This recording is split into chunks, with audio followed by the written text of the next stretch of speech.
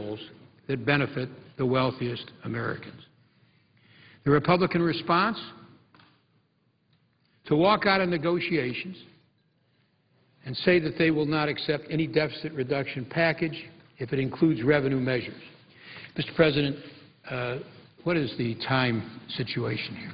30 seconds. The senator has 30 seconds remaining. Okay. Is there any other senator awaiting speaking? I would ask unanimous consent that I be permitted to continue for 3 additional minutes. Without objection. I thank the presiding officer. Now, what the Republicans have done is walk out of negotiations and say that they will not accept any deficit reduction package if it includes revenue measures. So let's call this for what it is. If Republicans refuse to consider compromise solutions, they are threatening all of us, the whole country, with economic catastrophe in order to protect the sky-high income of millionaire hedge fund managers and offshore tax avoiders. Those are 2 of the loopholes, 2 of many loopholes that we have identified that should be closed that the Republicans refuse to consider closing. So what they're doing, and we should make no mistake about this, is holding the well-being of all Americans hostage to the tax breaks of a wealthy few. Now, Mr. President, we all agree that we must act to reduce the deficit. We've acknowledged as Democrats the need for spending cuts, even painful cuts, to programs that we support. And that is why I am so troubled by the utter refusal of Republicans to consider even modest compromises in the direction of new revenue. There's an overwhelming consensus among budget experts that we cannot achieve serious deficit reduction with spending cuts alone. There is an overwhelming consensus among economists that drastic cuts in federal outlays will threaten our economic recovery, just as such cuts have throttled recovery in other nations. And despite the fantasies of some in Congress, it is abundantly clear that failure to raise the debt ceiling would do incalculable harm to the recovery and to our standing in the world. Drawing lines in the sand, as the Republicans have done, and refusing to compromise by walking out, have no place in the situation that we face. I urge the Republican leadership to abandon their uncompromising positions, to embrace solutions to the deficit that recognize that we all must sacrifice to address the deficit problem. The well-being of all of us, of all Americans, should not be held captive in the service of the most fortunate few. Mr. President, I note the absence of a quorum. Clerk will call the roll. Mr. Akaka.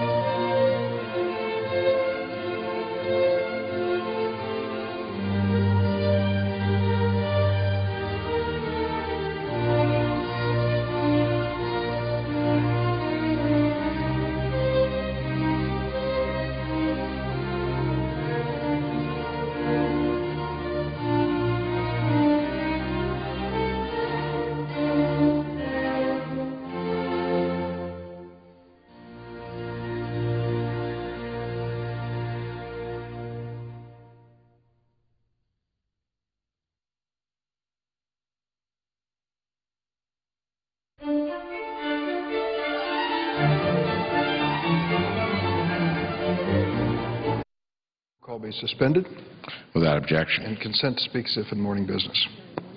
We are in morning business. Thank you, Mr. President. Mr. President, if people have been following the debate on the Senate floor this afternoon, they understand that it's focused almost exclusively on the federal budget deficit and what we're going to do about it. It's a legitimate question and a timely question because we are now in negotiations at the highest levels between the President and leaders in the House and the Senate to try to find some way through our impasse. The challenge is to find a way to reduce America's deficit and, at the end of the day, to extend our debt ceiling. The debt ceiling has a deadline of August the 2nd. We have never in our history failed to extend our debt ceiling. To fail to do so would be the equivalent of defaulting on a mortgage payment. And, of course, we know the consequences to any home or family if that occurs. You understand that your credit rating is not going to be the best after you defaulted. The same thing would be true with America. You also may find the next time you need a mortgage, that particular bank may not want to lend to you again. The same thing's true with America. And it has a negative impact on your lifestyle. All of a sudden, you're in a suspect class and it isn't as easy to borrow money to buy a car or make some other purchase. That's the risk we are running at the highest possible level when it comes to this debt ceiling vote on August the 2nd. We have never, underlined the word never, defaulted on a debt ceiling extension in the history of the United States of America. And that's the reason why the securities and bonds and stocks that are sold in this country enjoy a financial reputation better than most of the world. The United States is powerful, big, and trustworthy. We're going to lose that last word, trustworthy, if we default on the debt ceiling. And that's what we face on August the 2nd. There's a group in town here called the Bipartisan Policy Center, and they have really kind of spelled out in specific terms what it would mean if we end up in default. And it's pretty grim. I have some charts here that talk about what we would face if we defaulted on the debt ceiling extension on August the 2nd. The revenues for the month of August, if we default, will be $12 billion in the United States, and the bills due on August the 3rd will be $32 billion. The first day, we will be $20 billion in the red, which means choices will have to be made if we fail to extend the debt ceiling. And they're hard choices. Let's take a look at some of those choices that we'd have to face if we didn't have enough money to pay our bills. Which of these don't get paid if Congress doesn't raise the debt ceiling? Social Security, Medicare, Medicaid, veterans benefits, those firms that are supporting our war in Iraq and Afghanistan, IRS refunds to individuals and businesses. All of these would have to be brought into question because we cannot pay them all if we fail to extend the debt ceiling. Well, this group, this Bipartisan Policy Center, said let's consider one of the options. Let's protect the biggest programs. Let's pay interest on America's debt so we don't have any further default. Let's, of course, pay Social Security. Elderly folks, many of them, have no other source of income. We'd better pay Medicare and Medicaid because hospitals and doctors across America are taking care of sick people who are elderly and poor. We'd better pay those defense firms because if they withdraw their services, it can endanger our troops, and we'd better pay unemployment compensation because for these families, there's no other source of income. So if we just pay those, the ones I just listed, we would be unable to pay the salaries of those in active military service. We'd be unable to pay veterans benefits. We'd be unable to keep the courts open or pay the FBI. We couldn't provide the money for education. That would be Pell Grants, college student loans, and virtually everything else in government. What would everything else include? Air traffic controllers? The guards at federal prisons? If you think that what I'm describing here is just a scare tactic, it's not. It's the reality of what happens when you default. And it's a reality that's being ignored by many on the other side of the aisle.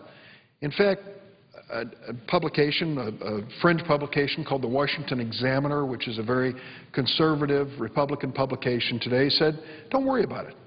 Default on the debt ceiling. We can figure out a way through this. Well, I'm sorry, but the reality of the choices facing us is that if we choose not to extend the debt ceiling, then we're going to have nothing but terrible choices. Here's another scenario, incidentally, if you thought the first one was stark.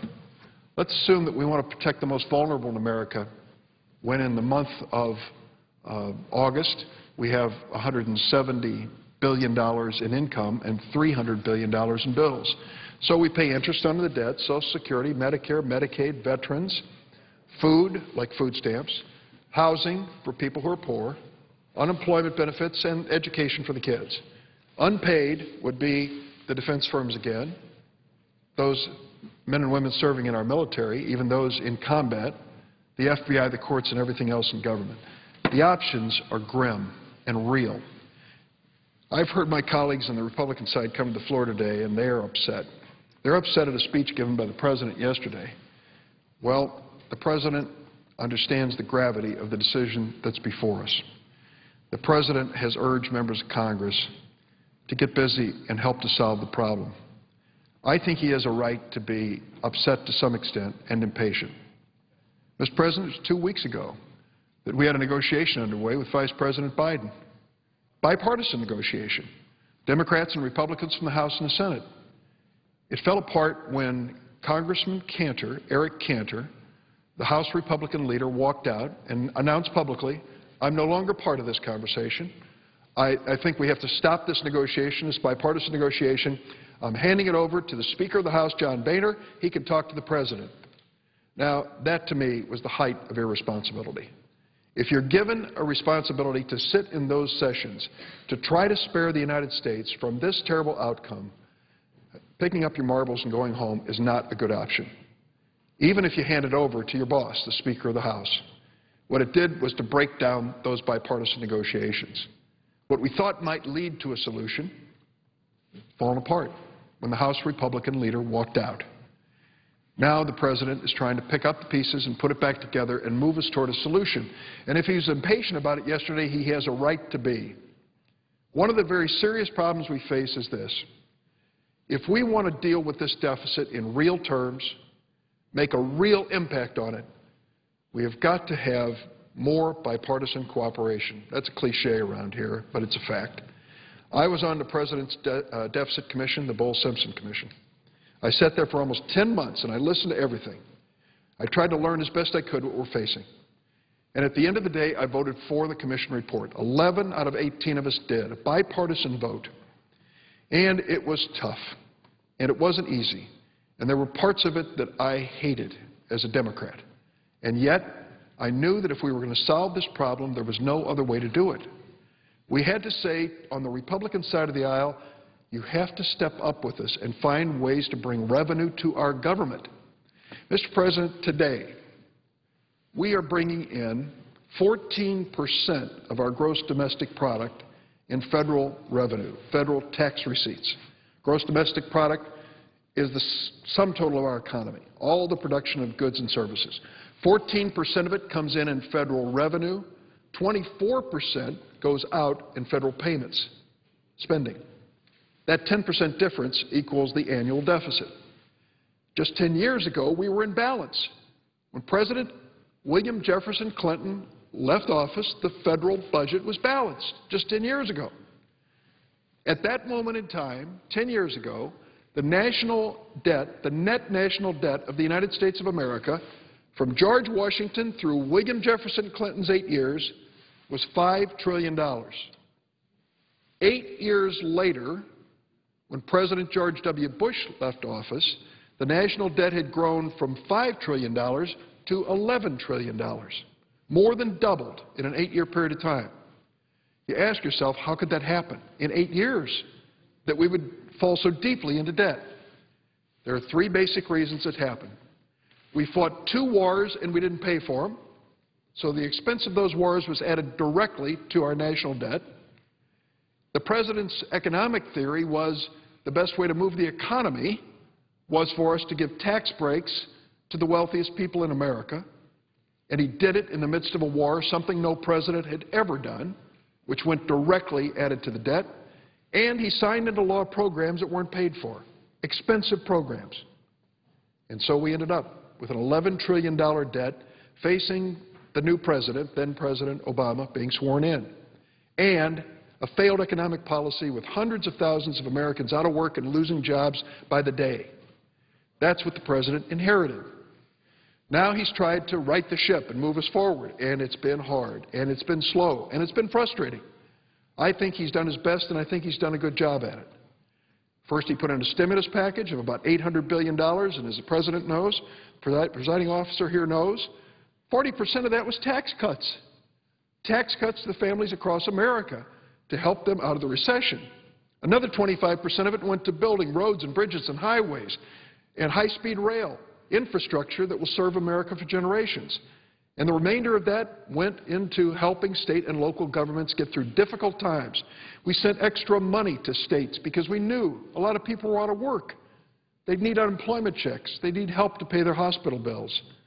We put that money into a stimulus package to stop what was a hemorrhaging in this economy, and I think it worked to slow down the decline. It did not turn it around as quickly as we'd liked. Then last December, the president said, on a bipartisan basis, I will agree with the Republicans to extend all tax cuts for everybody, highest income to lowest income, and extend unemployment benefit payments. And we passed that as well. The president has tried, and we are coming forward out of the recession ever so slowly. Now we run the very risk of not extending the debt ceiling and plunging ourselves back into a recession even worse than where we started. So is the president impatient? You bet he is. Impatient to the point where he invited Congress to maybe come to work next week. Many of us had felt that we could spend a few days back home. I was going to spend the time after the 4th of July traveling around my state. It's a big state. But I guess it's clear now that my job is to be here, and I will be, along with other members. And the House will be in session. We're in a strange period of time here where the House of Representatives comes and goes even when the Senate's in session, so we kind of see each other in passing. Well, we'll both be together next week, and I hope we will stay here and get this job done. The House is scheduled to go into another recess July 17th to the 23rd, and I certainly hope they don't do that. They better stay in town. Let's get this done before August the 2nd. Mr. President, we have a serious problem facing us with job creation in this country. There's no question about it. And I think we can move forward on this as long as we understand some basics. The key to creating jobs in America is an expanding positive economy. It's a feeling by people in this country and around the world that we are moving forward. And sadly, people are not going to get that feeling unless we get our act together in Washington. It means Democrats and Republicans working together. I've tried for about 5 or 6 months now with a bipartisan group of senators to come up with a way to do this. And unfortunately, one of the Republican senators of Oklahoma walked away from that conversation as well. But we still have a job ahead of us, and it's one that we ought to face. I sincerely believe that the Bowles-Simpson Commission is the right paradigm, the right direction for us in terms of where our nation, our budget should go. It calls for some changes many Democrats will find painful, and changes Republicans will have to struggle to accept as well. But those are the changes that will be needed. If we fail to include revenue in this discussion about reducing the debt, if it's just spending cuts, it can only go so far. If we include revenue, we can talk about a much bigger package of deficit reduction, much more credible, with a more positive impact. During the course of the last 2 days, we've tried to identify on the floor some parts of the tax code that can be changed to save money for our economy.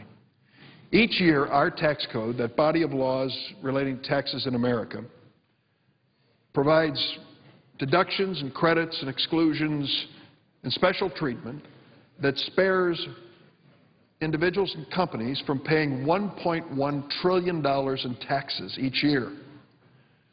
It includes such things as the employer's exclusion of health insurance premiums, mortgage interest deductions, charitable deductions, state and local tax payments.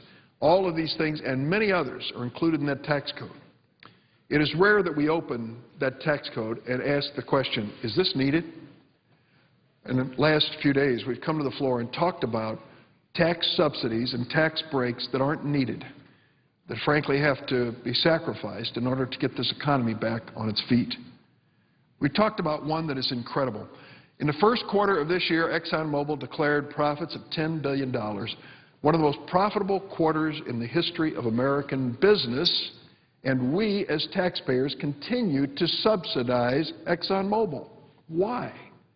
They're doing quite well. And remember the last time you filled your tank with gas? Doesn't look like they're sparing us when it comes to raising the price of a gallon of gas. So I think that subsidy should go. Subsidies to the oil and gas companies at this moment in history are really unacceptable.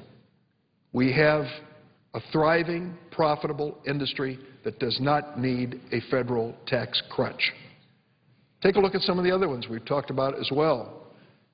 Mr. President, you know we provide tax subsidies for American businesses that want to ship their jobs overseas. We call it deferral of income. It's one of the most expensive parts of the tax code, and it says if you want to move your business overseas and produce overseas and generate a profit, you can hang on to that money. You don't have to pay taxes on it. We defer the payment of taxes. There's a tax break for a company that's decided to pick up and leave America and go someplace else. Why? Why would we create a tax incentive to do that? If a company decides that's the way to make a profit, so be it. I'm sorry they'd be leaving America, but for goodness sakes, they shouldn't expect us and we shouldn't volunteer to subsidize that decision that costs good-paying jobs in our country. And there are a variety of other smaller tax subsidies, but those we ought to raise questions about, that's for sure. Tax subsidies for people who are lucky enough to own a yacht. We want to give a tax subsidy? Or people who are lucky enough to own a jet plane? People who are lucky enough to have thoroughbred horses? Most of the folks, the owners that stand at the winner's circle at these races don't look like regular working stiffs. They look like folks that are doing pretty well in life. Why is the tax code subsidizing that particular industry? I think it's a valuable and important question. Why don't we put these things on the table? Why don't we ask ourselves whether in a time of deficit when we really need to not only reduce spending but come up with revenue, that there are some things we can no longer afford under our tax code. Bull Simpson went a step further and said, if you start making substantial changes and reducing the tax expenditures, deductions and credits, you can actually reduce marginal income tax rates for individuals and businesses. I think that's a valuable thing to look at. We don't have to eliminate everything in the tax code, but making substantial changes could result in a fairer, more comprehensible tax system. And, Mr. President, let me say one other thing that I think is guiding me in this debate, and I think you as well. I think about an America, a nation of values, that has always said, you know, we've got to care for the most vulnerable people in our country. Some of these people, through no fault of their own, were born with physical and mental shortcomings and limitations. Some of them are dealing with illnesses that we wouldn't wish on anyone. Many come from an impoverished background and are struggling just to make do with the basics in life. I feel at the end of the day we can make this economy move forward, and we can do it in a sensible and humane way. We can protect the basic safety net.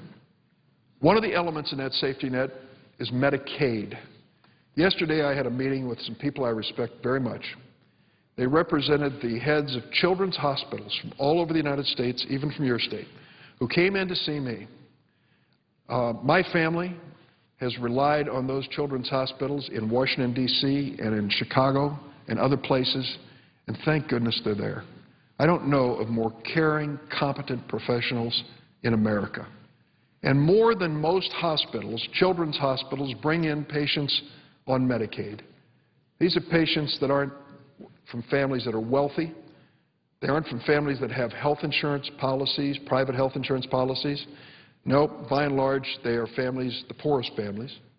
1/3 of the children in America are covered by Medicaid. 1/3. That's where they get their health care.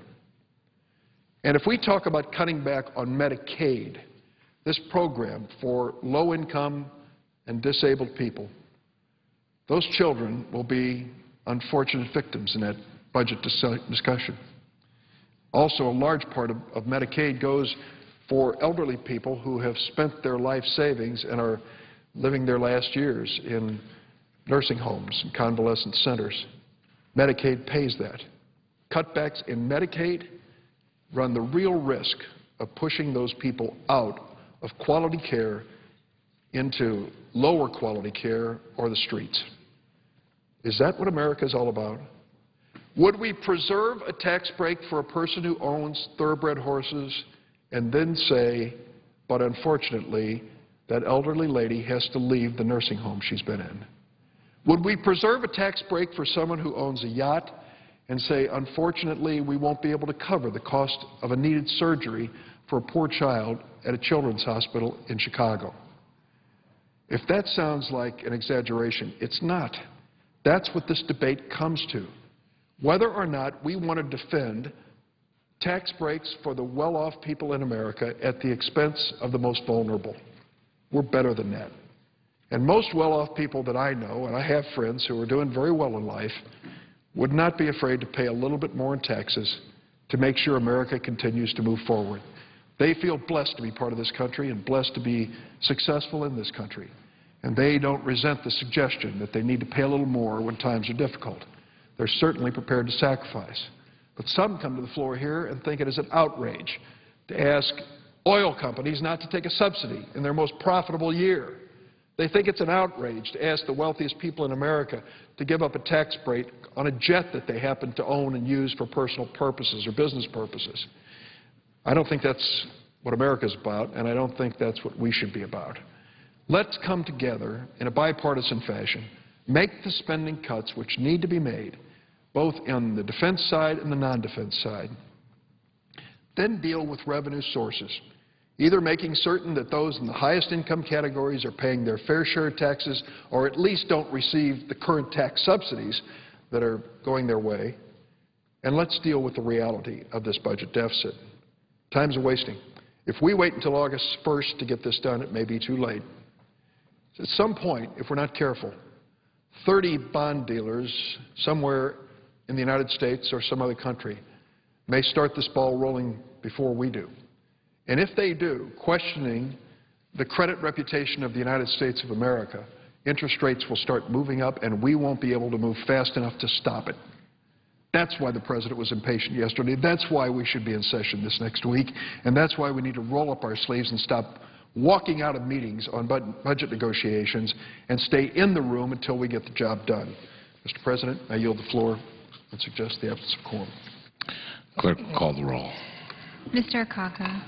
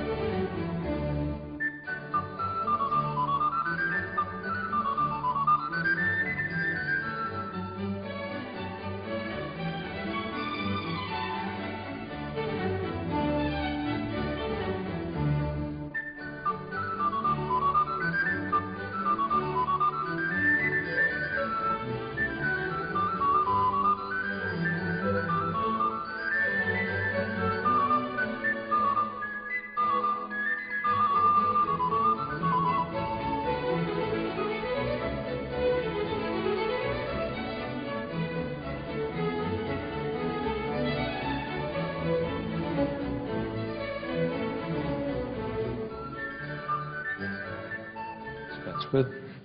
Without objection. Mr. President, I want to be sure of where we are now. Are we in morning business at this point in time? I believe so. Yes. Thank you.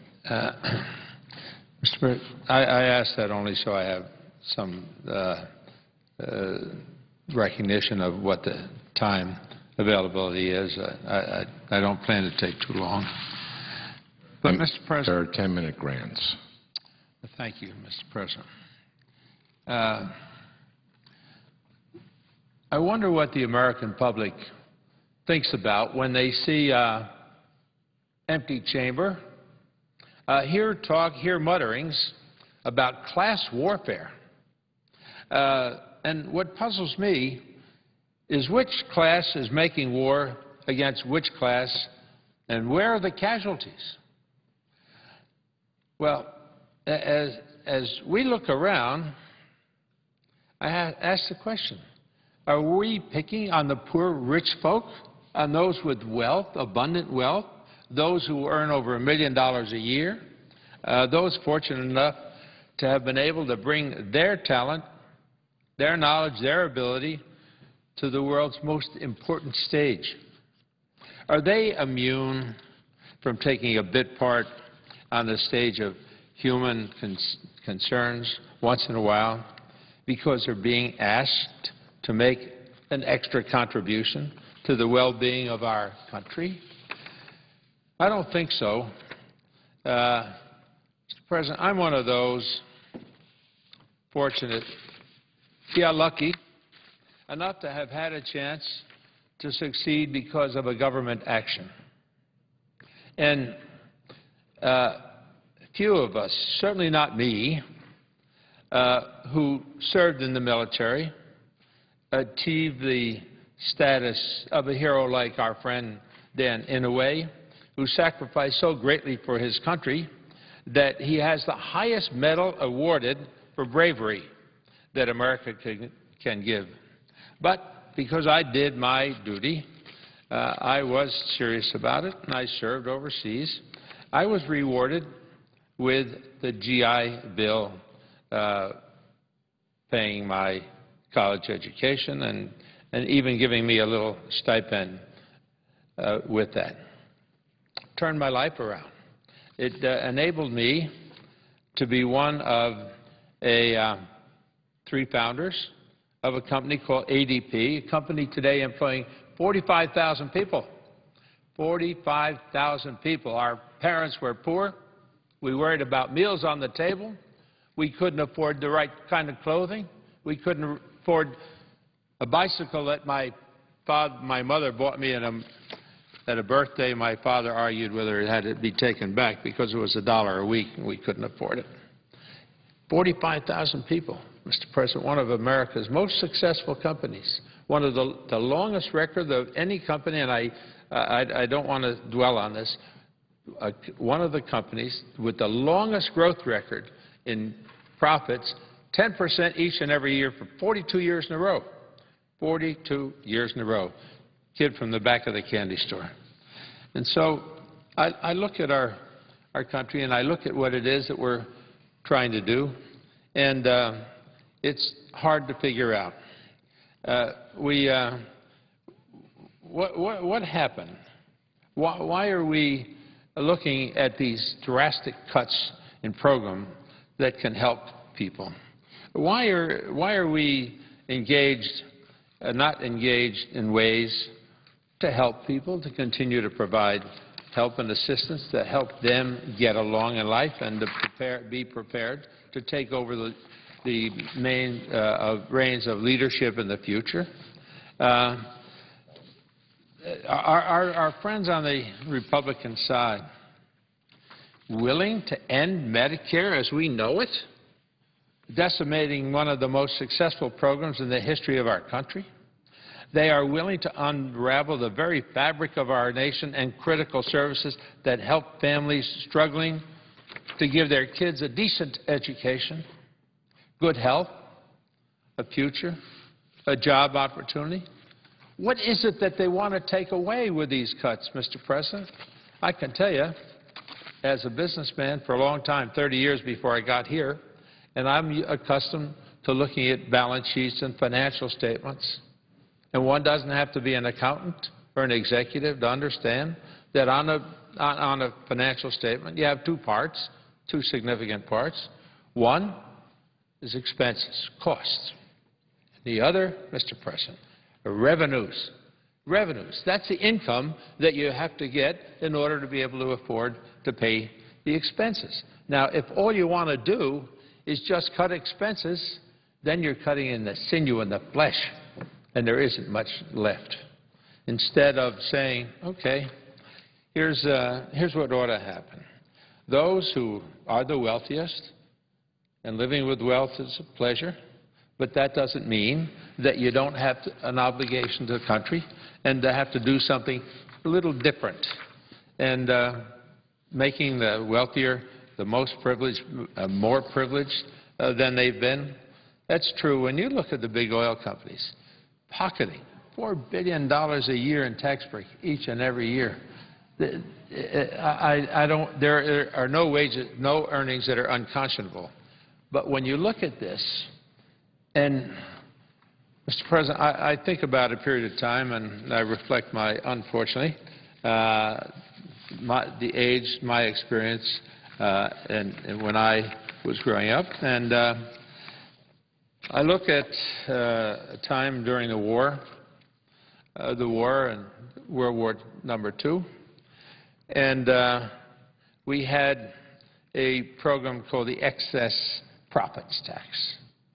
And we said that those companies that are making so much money have got to do their share and be helpful to the country at large, and to make certain that that they pay some share of what the country is going through. Mr. President, I just checked. I wanted to be sure. To date, we have lost 4,400 Americans to the war in Iraq. We've lost over 1,600 to the war in Afghanistan. Those are homes that are without a son, a daughter, a brother, a father, without homes. Where's the sacrifice on the part of the others here? No. Got to take care of the rich. We have to make sure that they're more comfortable than they are. Whether it's a bigger yacht or a bigger airplane or a bigger house, we have to protect those people. They don't need any protection. What they need to do is share in the pain that America is going through. And this is a reminder for me. Make no mistake, greed is the fuel that drives big oil, and it's time we end their free ride on the taxpayers' dime. The big five oil companies have made almost $1 trillion in profit in the past decade, and that's quite a reward for these folks. BP, $7.1 billion in the first 3 months of 2011 as they ground out the environment in the Gulf of Mexico. Imagine, 7.1 in a quarter. Exxon, $10 billion in a quarter. Shell, $8 billion. These are rounding numbers in a quarter. They don't need help, Mr. President. What they need is to help their country work its way through the crisis that we're in now. So when we see what's being asked by those on the other side, have sympathy, have sensitivity toward the wealthiest among us, because they can't afford extra money. They can't afford it. No, they can't afford it because the other people are doing the sacrificial work, and they don't want to help those kids get an education. They don't want to help those families to be able to provide a future for their children. They don't want to be able to help the families who need help with health care or the job market. That's not what they're about. So why shouldn't we use some of the money to invest in a stronger America, pay down our debt, prepare our young people to carry on the responsibilities for leadership in the future. Big oil's greed is helping to inflate our deficit. And every day, Americans are footing the bill. Pull up to the gas station, and when someone has to spend $40, $50 to fill up a tank of gas, very often it's at a sacrifice for other things in their lives. It's terrible. And you see this all over. Right? We have a Republican governor in the state of New Jersey right now who's doing major cutting. And the result is that a family that makes $24,000 a year now, family income, will have to spend over $1,000 a year more for their health services. $1,000 to a family making $24,000 gross. Family that earns $60,000 will have to spend over $3,000 to pay for their health care. And you think that the colleagues on the other side, there are a lot of intelligent people there, and I'm sure that they're sympathetic people. Why wouldn't they want to put a stop to this madness? Why wouldn't they say, hey, it's time to run up the flag and say we're all proud to be Americans, and we're grateful for the things that have happened to us, instead of saying, no, you got to have more. If you make $10 million a year, you got to have more. If you make $20 million a year or whatever it is, yeah, you need more. It's an outrage. Big Oil is doing everything in its power to protect its subsidies, and the Republicans are doing everything in their power to help them. Last month, 45 Republican senators voted against ending these wasteful subsidies and using the money to reduce the deficit. Last week, they chose to walk out on deficit reduction negotiations rather than even considering putting a stop to big oil giveaways. Making oil companies pay their fair share in taxes isn't going to hurt the industry. It just means big oil executives might have to do with a smaller swimming pool or wait a little while longer to buy a bigger yacht.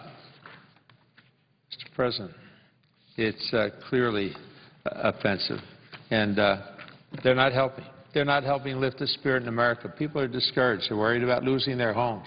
They're worried about their kids not being able to get an education that they're emotionally, intellectually qualified for, because they don't have the money, because it's not available to them.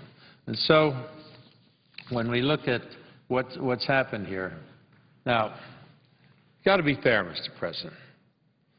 And when this poor guy, CEO of Exxon, is earning only $29 million a year, come on, give him a break.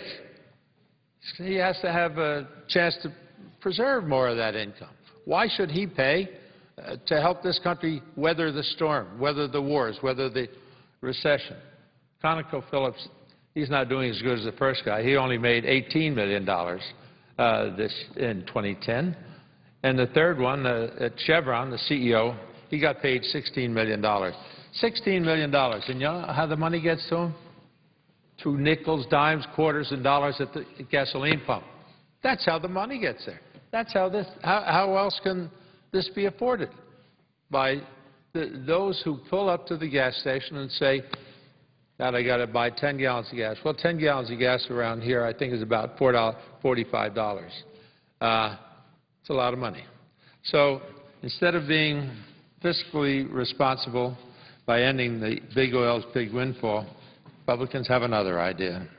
They want to cut the deficit by ending Medicare as we know it, the most successful program in American history, perhaps next to Social Security. Seniors are struggling. The big oil companies certainly aren't. I don't think these fellows are struggling. I don't think they're doing without anything. I wish the other side would listen a little more closely to what the American people want. Almost three-quarters of the Americans want us to stop giving billions in tax breaks to the big oil companies each year. The American people know that these subsidies are unnecessary, ineffective, and basically immoral.